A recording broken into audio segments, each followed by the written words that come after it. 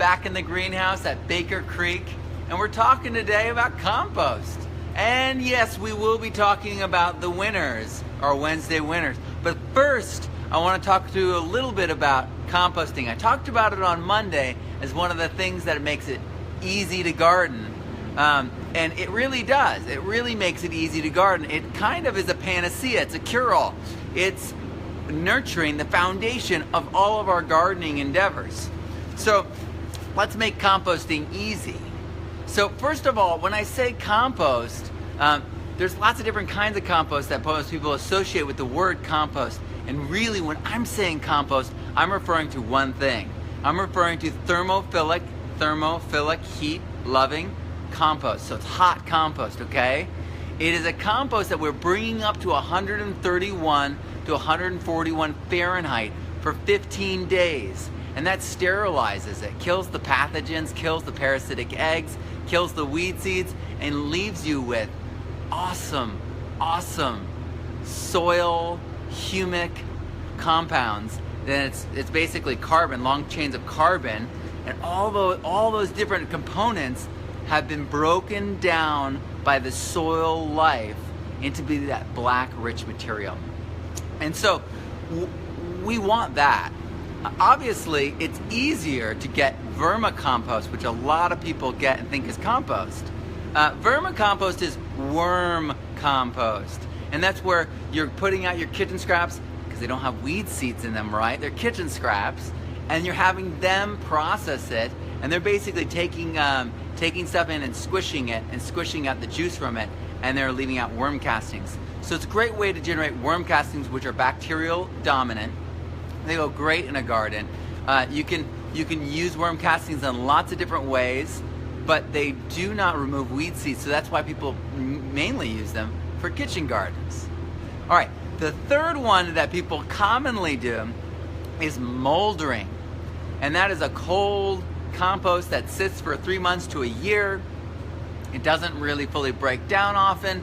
It's got edges that are not fully broken down. It's got parts that are not fully broken down with, and the end-all be-all is you lose tons of the nutrients. They're all being gassed off. They're all being lost in the process, and you end up with something that is okay. It's not bad, but it's not awesome. It's not superior. It's not like gonna change everything overnight. And that's what compost actually can do, okay? So using compost is, and using soil life, is using the actual processes by which all of our soil was made. All of our soil was made by small, microscopic animals and then fungi and bacteria breaking down soluble and non-soluble materials, both plant materials and mineral sources, down, any animal sources down into our soil. Okay? And so if we want to partner with the way the world created soil, then we want to partner with compost. We don't want to go and buy things in a chemical suit and have to apply it and stuff. That's not the way nature works. That's not the way this world was shaped and formed. We need to partner with the forces of nature.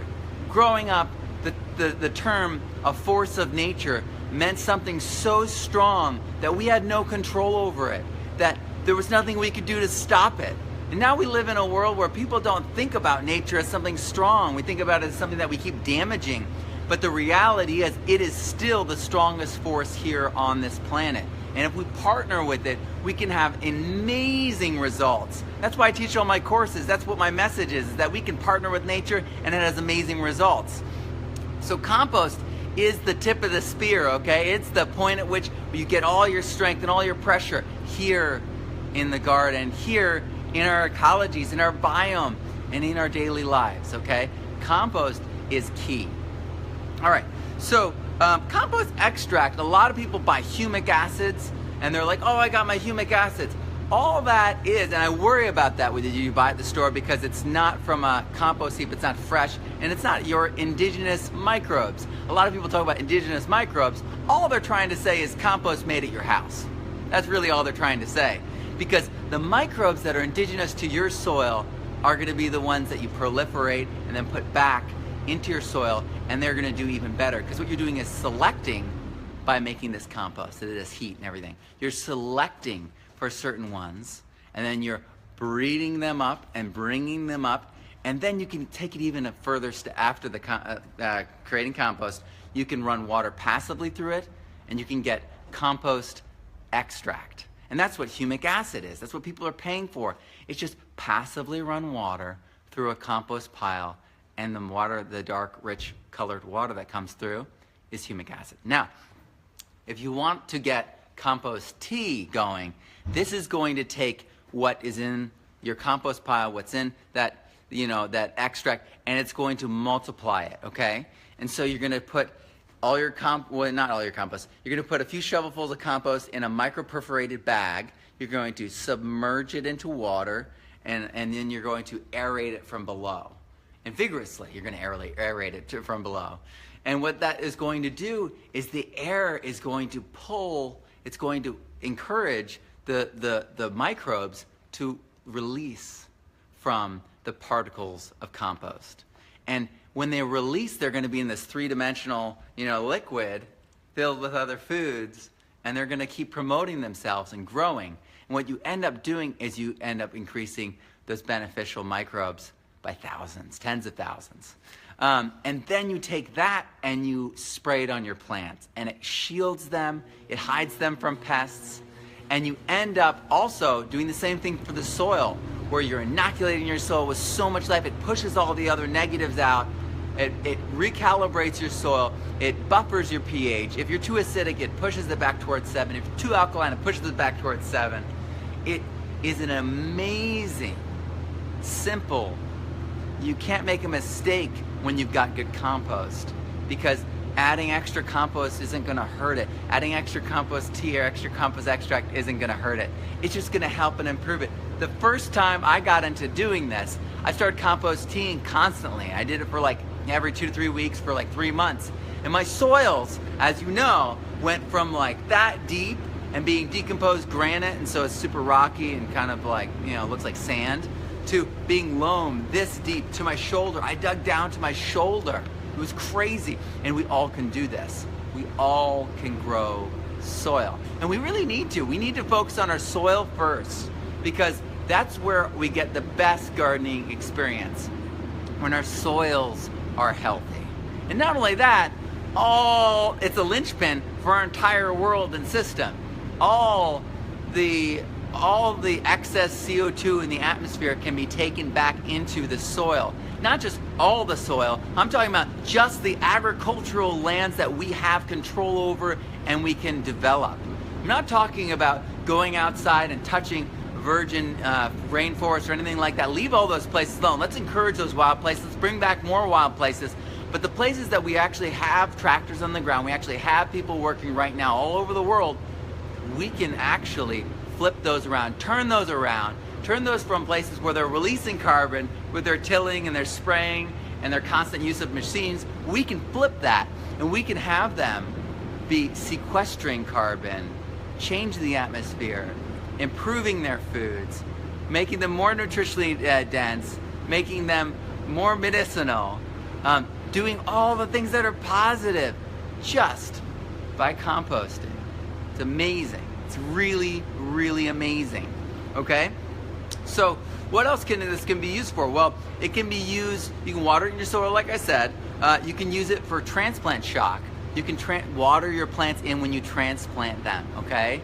And it will introduce your plant. It's like, hey, I'm Compost Tea. This is this new plant here. You want to let them in? All right, we're in together. We're together, And it will bridge that gap for your plants and save that time period of shock. You just skip right over that and go right into your season, okay? Rooting plants. When you're rooting plants, you can be doing I had a pomegranate cutting that I put in sharp sand, and the only way that I was feeding that plant, because it was just in sharp sand, so I wanted to encourage the roots to go down, was I was using compost tea, and it can be very effective. You can also use it, and this is something that Dr. Elaine Ingham, the soil expert and my soil mentor, and I were talking about recently.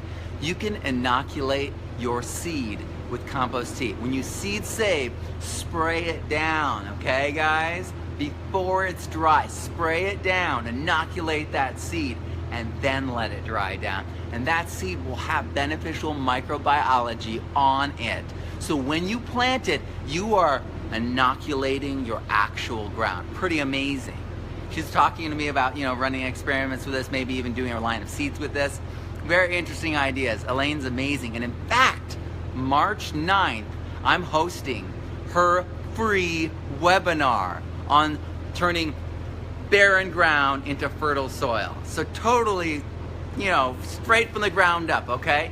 Elaine Ingham, I'm going to be co-hosting it, and I will put a link to it on there. You guys can join there and sign up. It's going to be awesome. Okay, guys? So join us for the Elaine Ingham webinar. I'll put the link on there, and you'll learn tons more. You know what? You want to know where I'm learning about soil? You want to learn what I'm learning? You learn it from Elaine Ingham. And she gives lots of amazing videos online and webinars constantly. You can check out her work. You can get excited and sign up. And I'll post a link in the comments when we're done, okay? And then you guys can sign up. All right. So, furthermore, Elaine's data. She's actually run experiments multiple years where she's done conventional next to compost extract, and compost tea. So she's actually running the data, and you guys know that she was the one who wrote the soil primer for the USDA. She is the one who is the head soil scientist at the Rodale Institute. She is the one who managed to stop the release of a microbe that turns all organic matter, other than all plant matter, other than riparian plants, into ethanol. So if this had been released, it would start consuming the landscape and turning into ethanol. And she is the one who spearheaded to stop that GMO from being released and potentially ending the world as we know it. So without Elaine, we would be lost in a lot of ways when it comes to scientific progress in soil. And if you're a permaculturist, you need to check out Elaine's work, because Bill Mollison's work completely doesn't have anything by Elaine, because it came out in '89 and Elaine's research was still in progress with her husband and her team at Oregon State University all throughout the '80s. So it's time to get updated. It's time to get the real story. Check out the webinar with Elaine Ingham, and check out compost and compost tea, compost extract. Make sure it's hot compost, thermophilic compost. And these processes have been used. The compost at this level, this high level compost, this has been used to transform sites, not just into market gardens, not just into food forests. You have native Texas prairie that has been installed in under a year by Elaine Ingham as a consultant at the Bush Bush Presidential Library in Texas. And what she did, they couldn't figure out how to turn it into an actual native prairie. And so what she did was looked at the actual pH, the actual populations of microbiology, and she made compost to match that. Yeah, and then she laid it all around, all over the site thickly, and then she planted natives in there. So the natives were like, I'm gonna put out these exudates. The compost already had all the proper microorganisms. And so they paired together and very quickly changed the whole site. She's also done things like dew-fall gardens that are commercial farms, actually, in Saudi Arabia. She's done that in the middle of the desert in Australia with vineyards. She has transformed commercial operations with just compost. And you can transform your backyard, your farm, your market garden, whatever you want with compost. It's really miraculous. One of the things that I just want to finish with this final note. So Elliot Coleman's principles, I don't know if you guys heard of this, his principles for what organic is. It involves, most people get caught up on this line. He says, in order to be organic, you need to source all your fertility from on-site. You need to be using organic matter, and you need to be using compost. So in Elliot Coleman, organic gardener, organic farmer, pioneer. His opinion is that it needs to be from on site. It needs to be compost. So Elaine Ingham's work is so incredibly important because it shows us that it's not only possible, it's best practices. And if you're not using compost, you're not adopting best practices. So I highly recommend it. Compost is king. Go get crazy with compost. Okay, guys? Awesome. Now, okay, ready? Are we ready? Here we go. Wednesday winners. So this is the collection. This is an amazing collection right here. We've got borage. We've got rosemary. We've got lemon balm. Can't get enough of lemon balm. And it'll spread. Just beware. It'll spread, okay? We got anise hyssop. We've got bee balm. Of course, bee balm, right? We got butterfly milkweed. Gotta have the butterfly milkweed. And we've got, of course, the classic lemon queen sunflower. All right, I hand-picked these, and Jeanette at the seed store approved them too. These are keepers, okay? These are gonna serve you guys well. And the winners. Drop my list here. And the winners. All right, and these are chosen really by you guys because they are from the likes on the comments from you guys, all right? And so here it is. Melissa Maggie Isbranson. It's Brunson. It's a hard name. Isbranson. She did two pictures that were that one was clearly the most popular, and the second one was like a third most popular one. So she is definitely gonna get one of these. Awesome work, Melissa.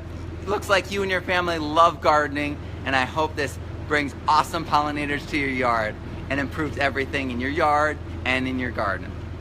And then Christy Williams Dooley, a regular here on the live, she had an awesome post. You're definitely on there. She actually had a beautiful one with a butterfly on the sunflower. So it was entirely appropriate. And then Robert Dalsbo had one, and he had this giant kale, this scarlet kale that was like chest high. I love that. I've got a few kale back in California, Ragged Jack, that are about that high. Isaac Bissell, you also won. And then Lisa Moss Miller, you also won. Thank you guys so much for competing. I'll be messaging you guys, and I'll be commenting on your comments at your winners so that you will not miss out on this. I'll get your addresses and send them to you. It's gonna be an awesome spring and summer. Thank you guys so much for joining us for all these fun live afternoon giveaways and talks. I love sharing. I am excited about the changes that we all can make in our areas to make our lives better and also to make the planet healthier and more resilient. We don't need to be destroying everything. We can be regenerating and creating. All right, have an awesome week, guys.